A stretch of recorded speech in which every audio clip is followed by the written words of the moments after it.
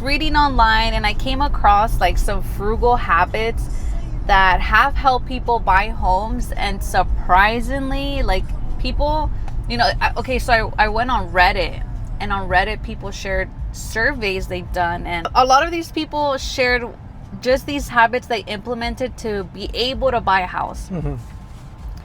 And do you think that people were sharing that they started like a side business, or what do you think? Because you didn't do the research. Like I want to share it with you, and I want to shock you as much as people are going to be shocked. So what do you think, like, that you came said frugal up? habits, so I doubt that they started a side business.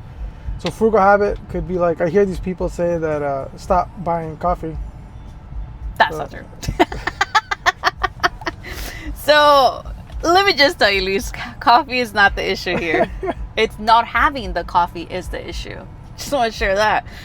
So these surveys that and the threads on Reddit about how people actually saved for houses, and some of them were very like direct. And I mean, if I wasn't a realtor and someone told me that I couldn't buy DoorDash, I would have to go through my own process of acceptance. Yeah, because that gets expensive after a while. Well, yeah, and also because you're telling me to change. It's hard, but you have to. People make the choice. Like, what's the benefit of buying a house, right? Yeah.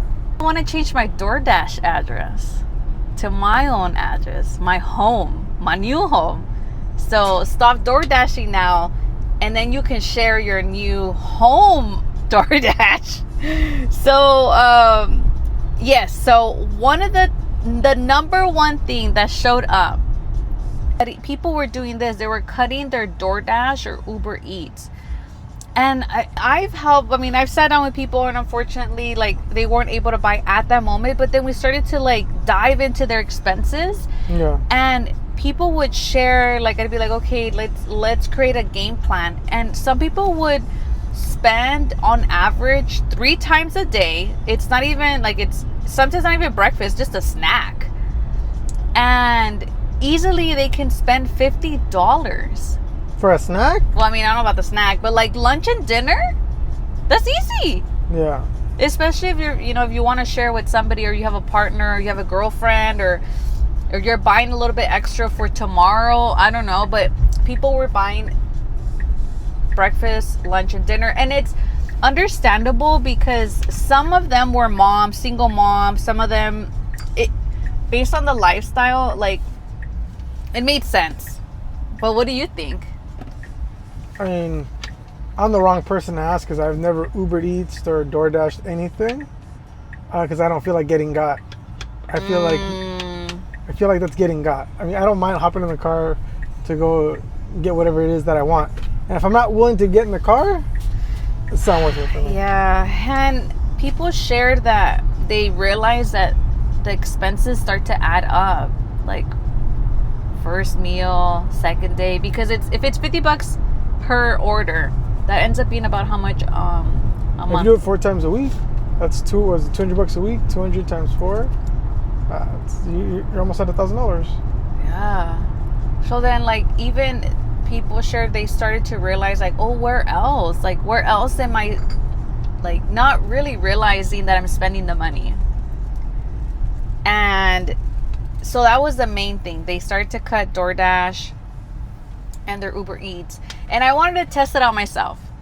I mean, I've DoorDashed before.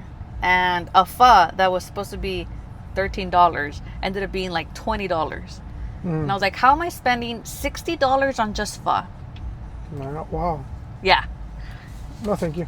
Yeah. So the second one was delaying their car upgrades. So a lot of people said, I'm gonna keep my older car while I save up for a house. And that's actually really, really smart. People don't think of, okay, this is the thing. They get a new job, they get a raise, and they're like, oh, I'm gonna get a new car. Lifestyle creep.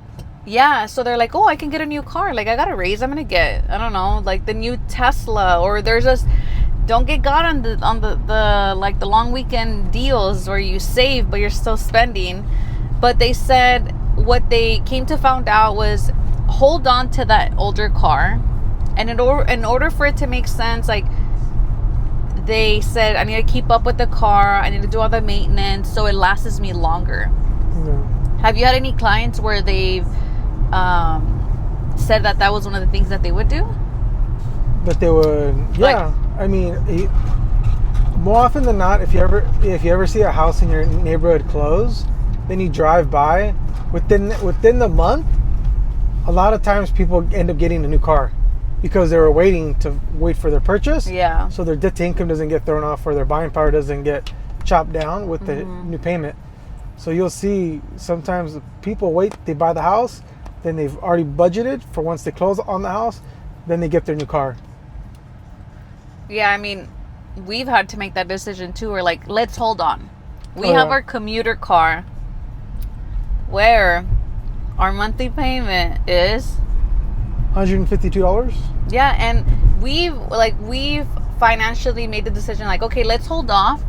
I mean, it's not easy, that's for sure. It's like, because we're like, oh, we want, like, Luis needs a new car. I keep getting all these deals pop up in my feed for these new cars that I've been looking at. I'm like, oh, like Memorial Day weekend, let's go check out the deals. Yeah, exactly. So you gotta hold yourself back though. Yeah, it's just a short term. Yeah. And the reason why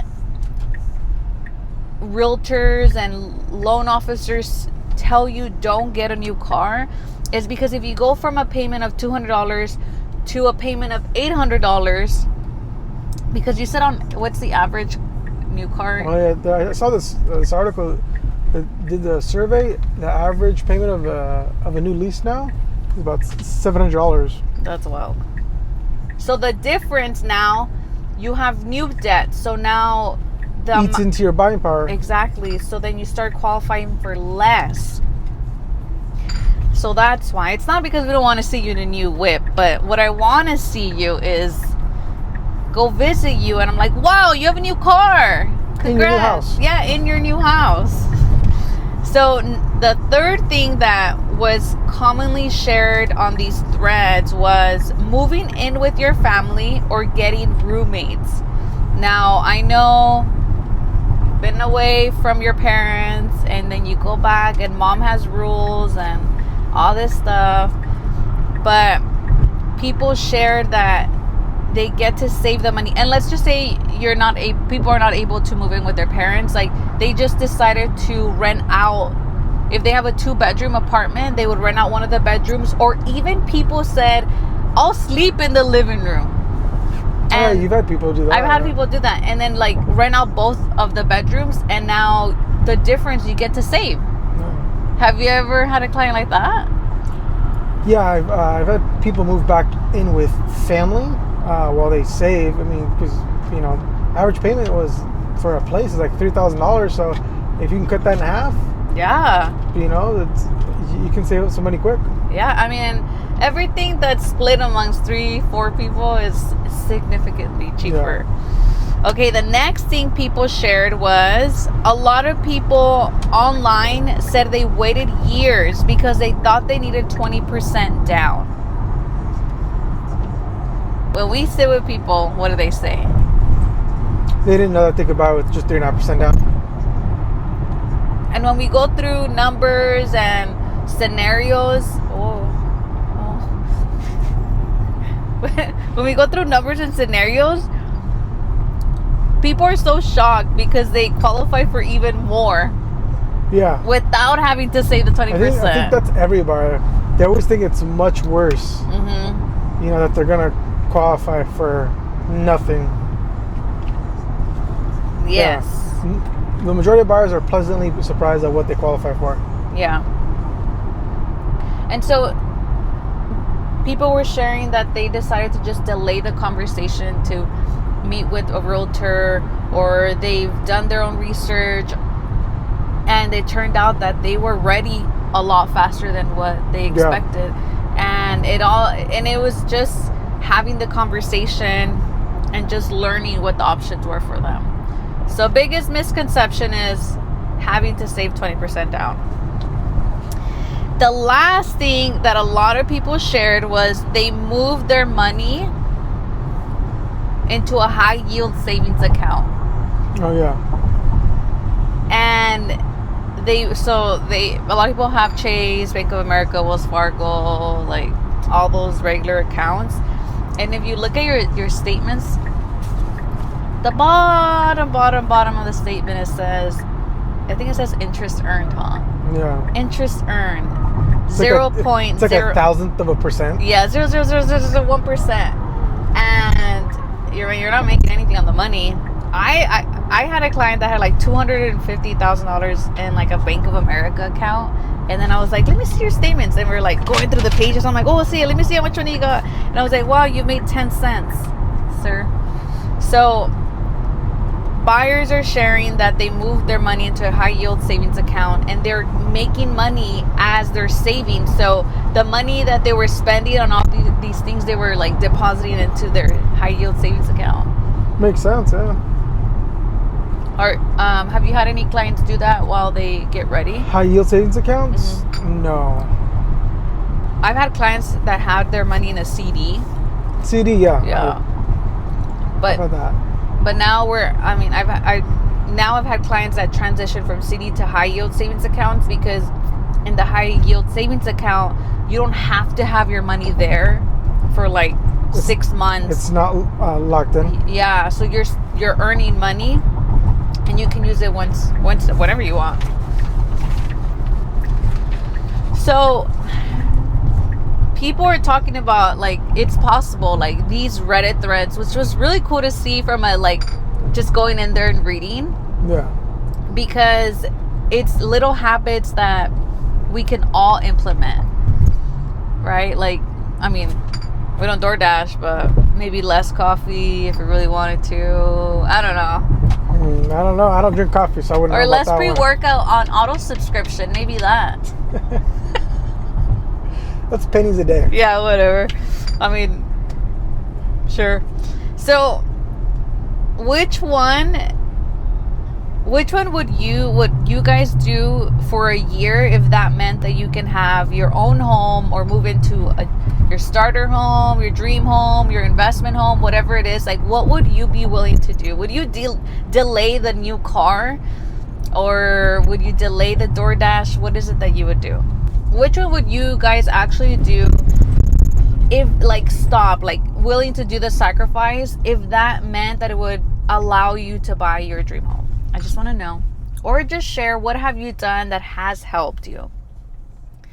Because I want to hear from people. I mean, I can tell you everything not to do, but I want to hear what people actually have implemented to make it possible, right?